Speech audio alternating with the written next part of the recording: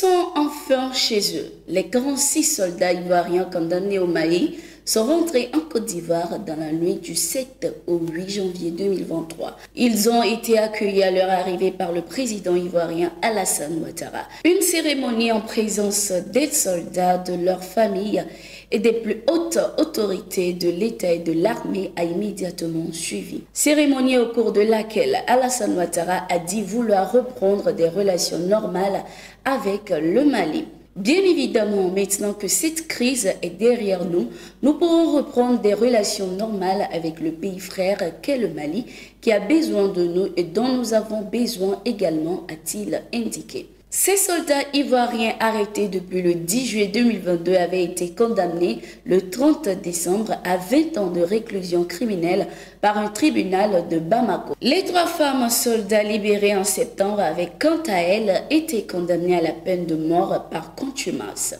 Tous avaient été déclarés coupables d'attentats et complots contre le gouvernement, atteinte à la sûreté extérieure de l'État, détention, port et transport d'armes et de munitions de guerre ayant pour but de troubler l'ordre public par l'intimidation ou la terreur. Le gouvernement malien, à travers son porte-parole Abdoulaye Maïga, a annoncé que le président de la transition, le colonel Assimi Goïta, avait accordé sa grâce avec remise totale de peine aux 49 Ivoiriens condamnés par la justice malienne. Après leur remise de peine, les 46 soldats ivoiriens ont fait escale à Lomé pour exprimer leur reconnaissance au médiateur togolais dans cette affaire, le président Faure Gnassingbé. Ce geste témoigne de la gratitude du président ivoirien Alassane Ouattara envers son homologue togolais pour son implication dans la gestion de la crise née de l'arrestation de ces militaires le 10 juillet 2022 à Bamako. La délégation ivoirienne a été conduite par le ministre d'État, ministre de la Défense, Téné Birahima Ouattara, qui a exprimé la profonde reconnaissance de son pays au chef de l'État togolais pour sa médiation qui a conduit au dénouement heureux de la situation. Le président Ouattara nous a demandé de venir remercier le président Faure Gnassingbé pour l'action qu'il a menée pour obtenir la libération des 46 soldats après celle des 3 femmes militaires déjà libérées en septembre 2022. Il a fallu toute la détermination du président de la République togolaise durant ces 6 mois pour que nous puissions obtenir ce résultat aujourd'hui, a-t-il déclaré. Le ministre togolais des Affaires étrangères et de l'intégration des Togolais de la diaspora, le professeur Robert Doucet, a réitéré l'engagement du chef de l'État togolais en faveur de la paix, de la stabilité de la sous-région, ce qui a permis d'obtenir la grâce présidentielle pour les 49 militaires ivoiriens. Il faut noter que la libération de ces 46 militaires est intervenue au lendemain de la visite de travail du médiateur togolais, le président Faure Gnassingbé, à Bamako et à Abidjan.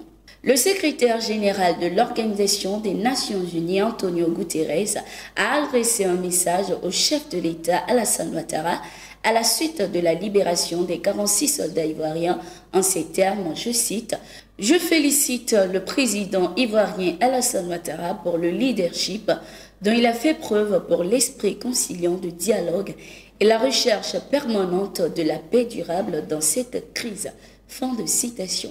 Le secrétaire général de l'ONU, Antonio Guterres, avait appelé en septembre 2022 à la libération immédiate des soldats ivoiriens détenus dans l'esprit des relations fraternelles entre les peuples de Côte d'Ivoire et du Mali. Il soutenait fortement tous les efforts pour faciliter cette libération ainsi que la restauration de la confiance et la promotion du bon voisinage entre les 2 pays en exprimant sa profonde appréciation de la contribution de la Côte d'Ivoire aux opérations de maintien de la paix de l'ONU à la MINUSMA. Un chef cuisinier du nom de Awisoba Kofi Pitong, alias Bruno, vient d'être arrêté par la police nationale togolaise.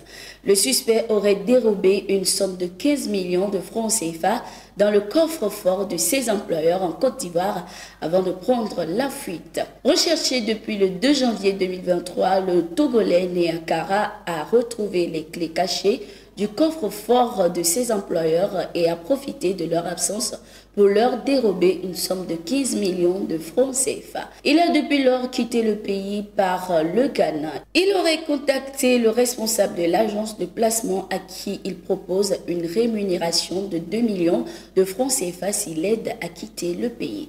Ce dernier refuse et le dénonce, rapporte le site d'information Kwasi. L'avis de recherche a amené la brigade de recherche et d'investigation de la Direction générale de la police nationale à ouvrir une enquête.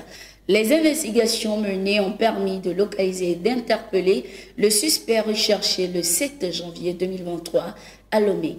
La perquisition de sa chambre d'hôtel a permis de retrouver et de saisir une partie de l'argent volé, soit un montant de 4 516 500 francs CFA, une tablette numérique ainsi que plusieurs effets personnels dont certains appartiennent à ses employeurs. Il a par ailleurs été retrouvé une moto que le présumé voleur a déclaré avoir achetée à 2 500 000 francs CFA le 3 janvier 2023 et avec laquelle il a eu un accident de la circulation routière, rapporte la police nationale togolaise. Merci d'être ici avec nous. C'est la fin de ce numéro de Gatingo. Abonnez-vous à nos pages pour ne rien manquer de l'actualité sur le continent. Nos programmes sont aussi en continu sur notre site d'information www.touafrica.com.